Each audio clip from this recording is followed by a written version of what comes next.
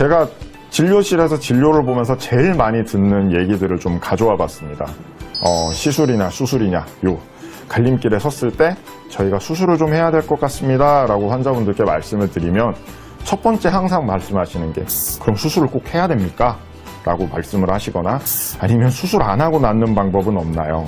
허리 수술은 절대로 하지 말라던데 혹은 뭐 제 지인이 허리 수술을 하고 걷지도 못한다 뭐 이러면서 어떻게든 수술을 하기를 원치 않으시는 이야기들을 굉장히 많이 하시죠. 그러면서 또 하나 제가 많이 듣는 질문이 있습니다. 내시경은 그럼 시술인 거죠? 라고 질문을 많이 하십니다. 제가 실제 사례를 먼저 한번 보여드리고 여기에 대해서 간략하게 말씀을 좀 드려보도록 하겠습니다. 제가 실제로 이제 치료를 해드렸던 환자분이시고 24세 남자 환자분이셨습니다. 허리의 통증 및 양측 하지의 감각 이상과 통증 그리고 저림 증상 이런 걸로 오셨는데 좌측이 증상이 더 심하셨어요. 그래서 이제 제가 신체 진찰을 좀 꼼꼼히 해보니까 왼쪽에 엄지발가락에 힘이 조금 떨어지시는 그런 증상이 보였습니다. 그래서 이제 MRI를 외부에서 찍어서 가져오셔가지고 다른 병원에 찍어서 가져오셔서 제가 이제 사진을 봤는데 4, 5번 쪽으로는 전체적으로 디스크가 튀어나와 있는 소견을 보이고 있었고 신경도 좀 눌리고 있었고요. 우측도 좀 안 좋긴 했는데 일단 증상 자체는 왼쪽이 메인이었습니다. 그리고 5번, 1번에도 이 디스크가 조금 찢어져가지고 약간 이렇게 불룩하게 튀어나와 있는 소견을 보이고 있었습니다. 저는 이 사진을 보면서 사실 고민을 많이 했어요. 24세 환자분이시고 젊은 분이기 때문에 수술을 과연 꼭 해야 될까라고 고민을 하고 있었는데 그래도 제가 봤을 때는 힘이 조금 떨어졌다라는 게 저한테는 이제 좀 걱정이 많이 됐었기 때문에 또 이제 환자분 같은 경우는 다른 병원에서 통증 때문에 주사 치료를 또 여러 차례 받으시고 그 다음에 이제 약도 많이 드시고 이렇게 오신 상황이었기 때문에 수술을 하자라고 말씀을 드렸습니다. 그래서 수술을 하시는 게 좋지 않을까요? 라고 이제 권유를 드렸는데 환자분은 이제 수술을 받고 싶지 않다. 조금 더 버텨보고 싶다. 저는 아직 힘이 떨어지는 것 같이 느껴지지 않는다. 라고 이야기를 하셨습니다. 그래서 네, 알겠습니다. 하고 그러면 시술을 이제 진행을 하게 됐죠. 그래서 신경성형술을 이제 그날 진행을 했고 다음날 그래서 이제 이런 식으로 말씀드렸던 것처럼 꼬리뼈 통해서 이렇게 관이 올라가서 시술을 진행을 했고요. 진행하고 이제 통증이 좋아지셔서 당일날 바로 퇴원을 하셨습니다. 그래서 이제 그러면 이후에 저희 한 달 정도 뒤에 볼까요? 하고서 이제 환자분 퇴원 잘 하시고 기분 좋게 이제 했는데 의사들은 환자분들이 예약되어 있는 날짜보다 빨리 오면 긴장을 합니다. 저희 환자분도 빠르리 그 예약되어 있는 날짜보다 빨리 오셨는데 그래서 무슨 일이지 걱정이 되는데 하고 왔는데 아니나 다를까 그 진료실 문을 열고 이번에는 오른쪽 다리를 쩔뚝이면서 들어오셨습니다. 하고 시행이 좋아졌다가 오른쪽 하지가 또 이제 불편한 증상이 있으시면서 너무 아프다고 쩔뚝거리면서 그렇게 오셨어요. 그래서 신체 진찰을 해봤더니 오른쪽 다리를 조금만 들어 올려도 통증이 너무 심하셨고 엄지발가락 그리고 발목까지도 오른쪽이 또 오히려 힘이 빠져 있으신 그런 소견을 보였습니다. 그래서 그러면 MRI를 다시 한번 제가 확인을 해보겠습니다 하고 이제 검사를 진행을 했고요.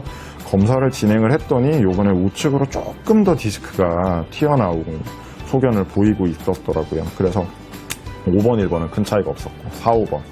그래서 이 4, 5번 디스크에 대해서 이번에는 어쩔 수가 없다라고 하고 환자분도 이제 동의를 하셔서 수술을 진행을 했습니다. 그래서 이제 양방향 내시경으로 뒤쪽에 있는 후궁, 저희가 척추궁이라고 얘기했던 거기를 절제를 하고 이제 인대를 제거하고 들어가서 신경을 옆으로 제끼고 이제 디스크를 하는 수술을 계획을 하고 진행을 했었습니다. 그래서 수술 영상 보여드리면 실제로 이제 이런 식으로 바로 병변까지 저희가 접근을 해서 근육을 뚫고 들어간다고 말씀을 드렸잖아요. 이런 식으로 이렇게 뚫고 들어가서 진행을 하고요. 그 다음에 드릴로 이제 뼈의 일부를 조금씩 갈아내 주면서 서서히 노출을 시킵니다.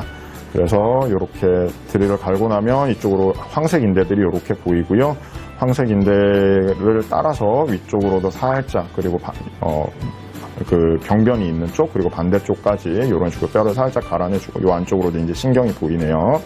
그래서 이제 황색 인대를 제거하고 나니까 아까 디스크가 튀어나오고 하면 염증이 많이 발생한다고 말씀드렸잖아요. 그래서 이렇게 좀 불긋불긋하게 이렇게 염증도 있는 소견도 보였고 신경 자체도 여기 밑에서 디스크가 튀어나와가지고 이렇게 당겨지는 이렇게 불룩하게 튀어나와 있는 이런 소견을 보이고 신경이 좀 압박을 많이 받고 있는 상태였습니다. 그래서 살살 이렇게 제거를 해드리고 요 안쪽으로 이제 신경이 이렇게 잘 보이네요. 그래서 신경을 살짝 밀치고 들어가서 이쪽에 이제 불룩해져 있는 디스크를 이제 노출을 시키고요. 이 디스크 주변으로 이제 지져주고 나서 안쪽으로 이제 잘 찾아 나가면서 이제 또 여기 안에 터져 있는 디스크가 이렇게 보이게 되고요. 그래서 이 디스크를 조금씩 이제 안전하게 제거를 하고 있는 모습입니다. 그래서 이제 조심스럽게 제거를 하고 디스크를 이렇게 제거를 하고 나면 안쪽에 이제 구멍도 이렇게 뻥 뚫려 있죠. 그래서 터져 나오기 직전에 있는 디스크까지도 이렇게 깨끗하게 제거를 잘 해주고요. 디스크를 이렇게 잘 제거를 해주고 나면 네.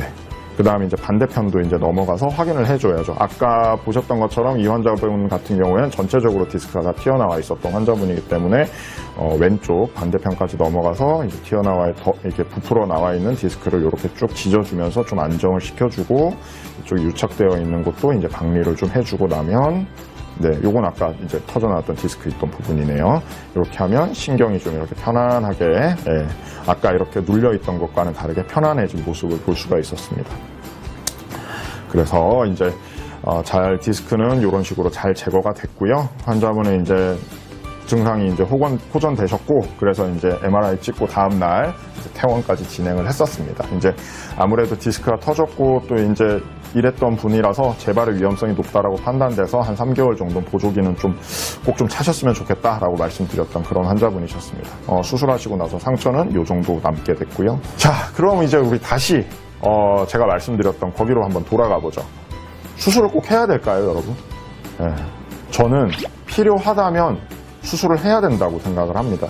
그러니까 사례에서 보여드렸던 환자도 제가 처음에 환자분께 좀 더 적극적으로 수술을 하시는 게 좋지 않을까라고 얘기를 해서 수술을 했다면 그렇게 고생을 좀 덜 하시지 않았을까라는 생각이 듭니다.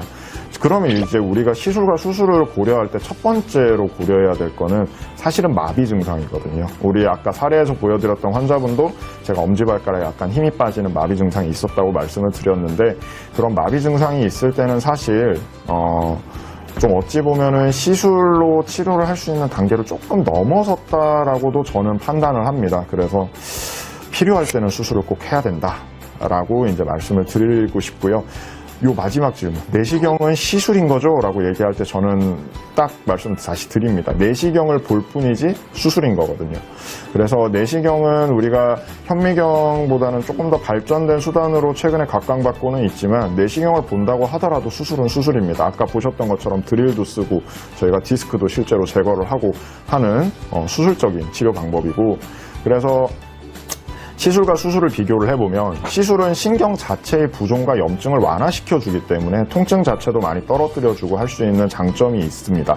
하지만 신경을 압박하는 구조물이 있는 상태에서 염증과 부종이 이제 완화가 된다 하더라도 이게 또 다시 재발하는 경우가 많고요. 그렇기 때문에 이 정도가 심하다, 그래서 마비 증상까지 있다라면 영구적으로 제거를 해주는 수술적인 치료 방법을 사실 고민하는 게 맞을 것 같습니다. 그리고 신경을 압박하는 구조물들이 근데 한편으로 생각해보면 그만큼 척추가 안정되기 위해서 발버둥을 쳐서 커져 있는 조직들이고 두꺼워져 있는 조직들이기 때문에 이 조직들을 제거할 때는 사실 척추의 안정성을 또 고려를 해봐야 하거든요. 그래서 이런 것들에 대한 고민을 참 많이 하면서 사실 수술과 시술을 고민을 많이 하고 있습니다.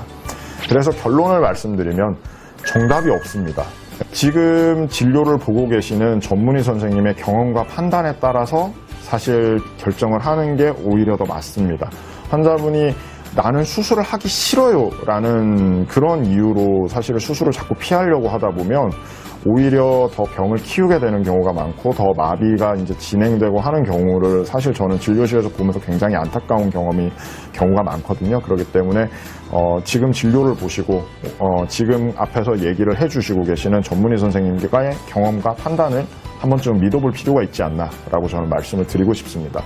그리고 또 이제 저희 이제 의사들 같은 경우는 환자의 현 상태에 대해서 면밀한 평가를 해봐야 되는 게 사실은 우선이 돼야겠죠. 그래서 또 앞서 말씀드렸던 것처럼 신경을 압박하고 있는 조직들을 제거를 할 때는 항상 척추의 안정성과도 우리가 같이 이제 적절한 타협점을 찾아서 제거를 해야 된다고 생각을 합니다. 그렇게 신경을 압박하는 조직이라고 해서 무조건적으로 과하게 제거를 하면 척추의 안정성이 떨어지기 때문에 그러면 또 이제 저희가 나사못 박아야 되는 그런 유압술까지도 진행을 해야 되는 경우도 많기 때문에 여기에 대해서는 항상 고민을 많이 해야 될 것 같고요. 사실 그래서 수술이냐 시술이냐를 결정하는 것보다 사실 제가 생각할 때 더 중요한 건 어느 마디, 어느 병변에 대한 수술을 혹은 시술을 해줘야 되느냐, 그게 더 사실 저는 더 중요하다고 생각을 합니다. 그래서 이 병변에 대한 정확한 진단과 시술 부위를 결정을 하는 게 더 중요하다라고 또 말씀을 드릴 수 있을 것 같고요. 긴 시간 동안 말씀을 드렸는데 사실 정답이 없다라는 결론을 내려서 좀 죄송하기도 하지만 사실 시술과 수술의 과정에 있어서 척추의 구조물 자체를 변성을 주지 않는다, 그게 이제 시술이다라는 개념 자체를 알고 우리 환자분들, 우리 지금 비욘드 시청자분들이 이제 가셔서 진료를 보시면 아마 좀 그래도 선생님이 하시는 말씀이 조금 더 쉽게 이해가 되고 또 이제 어쨌건 시술이든 수술이든 이걸 권유하는 건 의사지만 여기에 대한 최종적인 결정을 하는 건 환자분들 본인이시기 때문에 거기에 있었을 때 좋은 판단의 근거가 될 수 있지 않나라고 저는 생각을 합니다.